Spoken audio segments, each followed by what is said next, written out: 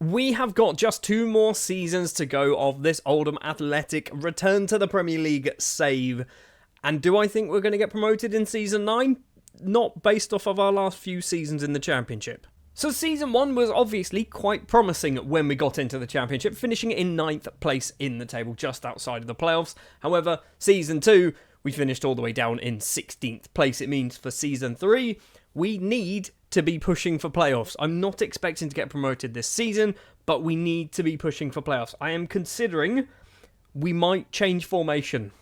Maybe. We might change formation because I genuinely think this here could be hindering us quite a lot. Anyway, on the 2nd of July, we have obviously had the transfer window swing wide open. Contracts have expired. The big name really is Thelo Asgard. The now 29-year-old Norwegian attacking midfielder has left the club on a permanent deal because his contract's expired. I did try and sell him. There were a lot of clubs interested, but nobody actually bid for him. So Asgard has left the club. And I think that is pretty much anyone of interest leaving the club. I mean, I'm looking at some of these names. Maybe this guy, Declan Brown, might be of interest. Probably not. I don't think he's ever played for us. Stuart Proctor, again, a player. Don't think he's ever played for us. I recognise these names, but from a video perspective, I don't think we've ever seen any of them. This guy, I had high hopes for. Never played for us. Went out on loan a lot. Other players to leave as well include Ellery Balcom, spent last season out on loan at QPR, and there was a contract clause in there which meant they had to sign him for £325,000. Well, they didn't have to, but they could if they wanted to, which they have certainly done, which is a massive profit on Ellery Balcom. He did a very good job for us for 2 seasons. We then replaced him and made a profit. That's good business. Also, Jaden Heskey has left the club. Yes, he signed last year, I think last year, maybe the season before in fact, and just didn't play a huge amount of football, scored a couple of times. He's moved over to Barnsley for £68,000. And our future number 1 goalkeeper, I say that tongue-in-cheek because I have no idea, he's probably not going to be our number 1 goalkeeper, but he could be Oldham's in 10 or so years' time, is Lucas Kapongo. The 18-year-old Congolese goalkeeper has gone out on loan to MK Dons. He needs to get some football. Maybe this is where he's going to get it. Just 2 players have joined the club so far. Shay Cliff is the first one, signed from Everton on a free transfer after his contract expired. One arguably for the future. He's not terrible, but he's probably not going to play for us at the moment. And from West Ham, we have signed Mauritian defensive midfielder Jonathan Francois, a player who I think is going to be quite good for us, particularly because he can play in that defensive midfield role. And it's a position that I find in Football Manager, it's very difficult to get players who are good in that position. You get players who can play there, but not a huge amount of players who are actually good there. Francois, I think, is pretty good. And that is the business so far, but obviously the transfer window has only just opened. We've got just under £2 million to spend if we want to do so, and I think we might need to. Over the course of the summer, I think we might need to invest in our squad, make it a better side, because basically next year, this year, and next year, we need to be trying to push for promotion to the Premier League. That is our goal. That's been our goal since Season 1, and we are very close to being able to do so. So, without further ado, let's jump forward then to September, where the transfer window will be closed, and we'll see what new business has taken place. 2 players have left the club on permanent deals, and they have both been for a lot of money. Kwadwo Bar is the first one to leave the club. Played 130 league appearances for us over the course of, 3, maybe 4 seasons. He has moved over to West Brom for £3.8 million. That is a big sum of money for a player that cost us literally nothing. And the other one I didn't really want to do, Nico O'Reilly has moved over to Coventry, who are still in the Championship, but he's gone for 13.75, potentially raising up to £18.25 million. That's a huge amount of money, once again, for a player who cost us nothing, but he's been very good. The last couple of seasons, he's been very, very good. Season 1 in the Championship, 22 goals and 12 assists. Season 2 with 18 and 3. I think we might miss Nico. And with those sales taking place, it means that our transfer budget was bumped up massively to around £15 million.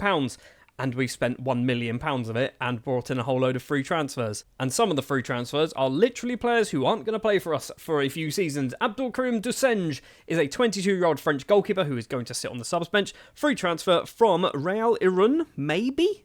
Or possibly from Aston Villa. It was from Aston Villa. He was on loan last year and didn't play much. John Ling is next up, 22 years of age, English right midfielder, signed from Burnley. I'm not sure whether this is a good bit of business or not. He's probably going to play some games, but he probably shouldn't play too many. He has already played once, got an assist though, so that's concerning. Billy Heaps has also joined on a free transfer from Walsall, a former Tottenham Hotspur youngster.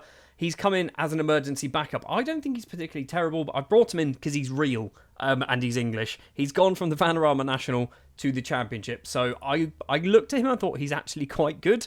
And then I realised that Walsall are in the Vanarama National League, and we are nowhere near that anymore. So this might have been a waste of money. The final player joining on a free transfer is Spanish under-21 international Bradley Grieg, or Greg, I'm not quite sure. I'm going to call him Grieg because that's how it's written down, and I'm just awful at pronunciation. He has come in on a free transfer formerly of a whole bunch of teams, most of them on loan. So we've actually picked him up from Aston Villa, but he spent time out on loan at Real Aaron, Blackpool, AFC Wimbledon, Rotherham and Preston. He's predominantly a striker, but can play as an attacking midfielder. This is one of the players, that's right, one of the players that I brought in to replace O'Reilly. The second one is Shannon Joins, who's a 23-year-old English attacking footballer. He plays in all sorts of positions. He's cost £1 million. He is signed from Watford, and I don't think he's particularly bad. He is an attacking midfielder. That's where we're going to try and play him.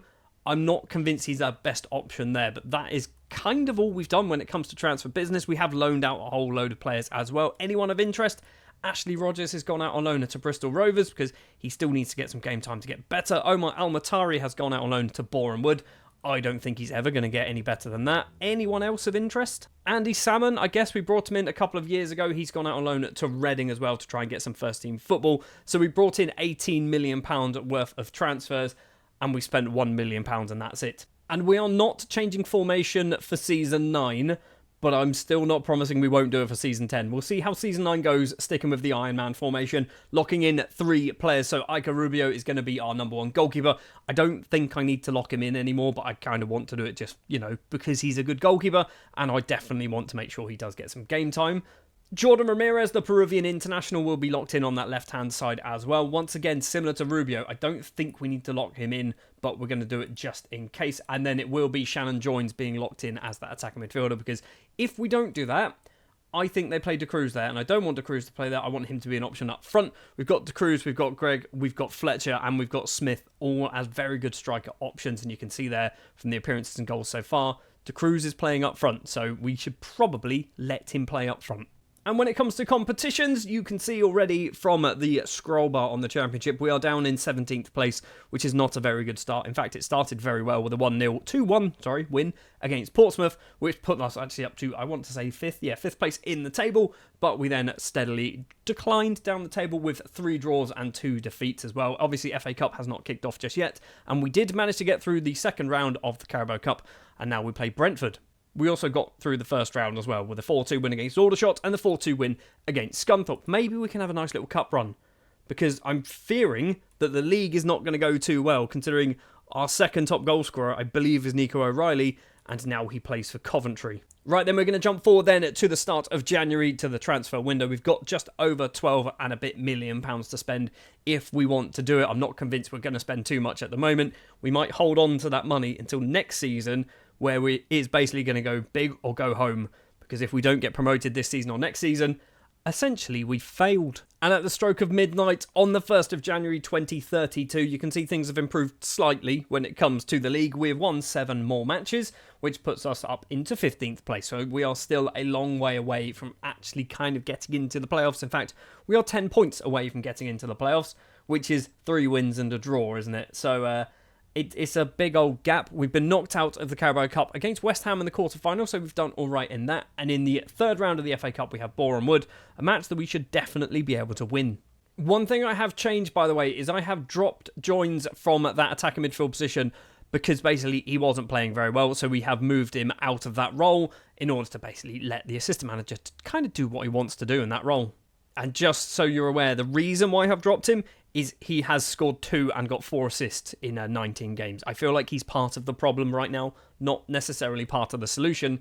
So we're letting them kind of run free. If we just actually do this, I've not done this. So who would they put? They will put Waters there. They'll put Barry Waters in that attack midfield position, which is fine. I'm kind of okay with that. He's not a terrible footballer. And then Joins and Fletcher go up front? Really? I don't like that idea. Whether I like it or not, we have gone forward now to the 4th of February. The transfer window has closed and we have climbed up the table a little bit. Now up into 10th place, 11 wins, 11 draws and 9 defeats. What transfer business have we done, though, in the month of January? Alfie Smith has left the club on a loan deal, going on loan to Leyton Orient until the end of the season, and we brought in 3 new faces. Ian Graham is first up, a 24-year-old English midfielder, attacking midfielder, striker, left winger, apparently slightly a bit of a right back as well. He has joined formerly of Luton. He's coming on a free transfer. I think his contract expired and he's just been knocking about for 6 months, just not with a club. So we've brought in Ian Graham. For £140,000, we have also brought in Mark Marshall, 24 years of age, formerly of Leeds. And I've brought him in, and you're probably not going to believe this, to be a Segundo Volante, because he's kind of got the numbers to do some of it. Not all of them, doesn't have the tackling, doesn't necessarily have the best numbers for this, to be honest. This one might be a mistake, but it's fine, because we do have another one. And that is Josh Coburn. And if you're a person who supports maybe Oxford, possibly, I'm not even sure. Where does he play? Is it Middlesbrough, real life? Yeah, if you're a Middlesbrough fan, maybe even a Bristol Rovers or a Darlington fan, you'll probably have worked out he's a striker, not a central midfielder or a defence midfielder. But that is not why we have brought him in. We have brought him in to retrain him as a Segundo Volante because he can kind of do it, okay? I searched for players with particular attributes. I wasn't caring about what positions they could play in. I just wanted particular attributes. And Josh Coburn was one of the players that came back. And I looked and went, he's actually not terrible. Let's go for it. He has cost £275,000, which might be a bit steep, but there we are. He's also played twice already as a Segundo Volante with a 6.65 average rating over the 2 matches, which is not great, but he doesn't know how to play there yet. But he soon will, because we are locking him in to play in that Segundo Volante role. So Rubio keeps his place, Coburn comes in, Ramirez keeps his place, and we are pushing Luca Fletcher to start, because basically he wasn't. He's got 9 off the bench so far. I say 9 off the bench. Basically, he's kind of in and out of the starting 11. And I didn't like that. I wanted him to play a lot because obviously when you look back at his history for the last few seasons, he's been our top goal scorer or close to being our top goal scorer. So we're locking in Luca Fletcher for the second half of the season. And I'm hoping he turns around our fortunes a bit. Someone who's definitely contributed and turned around our fortunes is Bradley Gregg, because if we look at his form, he's scored a lot of goals. Over the course of January, that is 1, 2, 3, 4, 5, 6, 7 goals in January alone. That's a lot of goals. In fact, that is half of his goals for the season. He's got 15 in the league, and he scored 7 of them just in January alone. We're now going to jump forward to the end of the season, where we're going to see how well we do, obviously, in the Championship. I've got outside hopes of getting in the playoffs. And also, we're still in the FA Cup, although I feel like we're going to get Newcastle in the next round and probably lose that one. So let's jump forward to the end of the season. Yeah, I was right. We lost 5-2 against Newcastle at home, which is to be expected because they've obviously got lots and lots of money in real life, and I assume they've still got it in-game as well. Frustratingly, in the Championship as well, we did not make it into the playoffs, but we did have a massive improvement on last season, finishing 10th place with 18 wins, 13 draws, 15 defeats. We are close, but I don't think we are close enough. We've got one more season to go of this Oldham Athletic save, and we want to get ourselves promoted to the Premier League, and I think we might need to do the formation change. We've actually got 4 players in our squad who managed to break double figures in all competitions. For goals, Jordan Ramirez is one of them. 11 goals in all competitions, just 7 in the league. 17 assists, though, is arguably a much more interesting and exciting stat for Ramirez at 21 years of age. 13 caps for Peru as well. I think he was a good player. He's unhappy. Why are you unhappy? You want a new contract. You can have a new contract. Third top goal scorer was Luca Fletcher. 14 goals in all competitions, 6 assists. So in his kind of second half of the season, I'm not sure how many goals he got, but he did okay. Not amazing when you compare against previous seasons. It's technically his worst season, but he's played less football as well.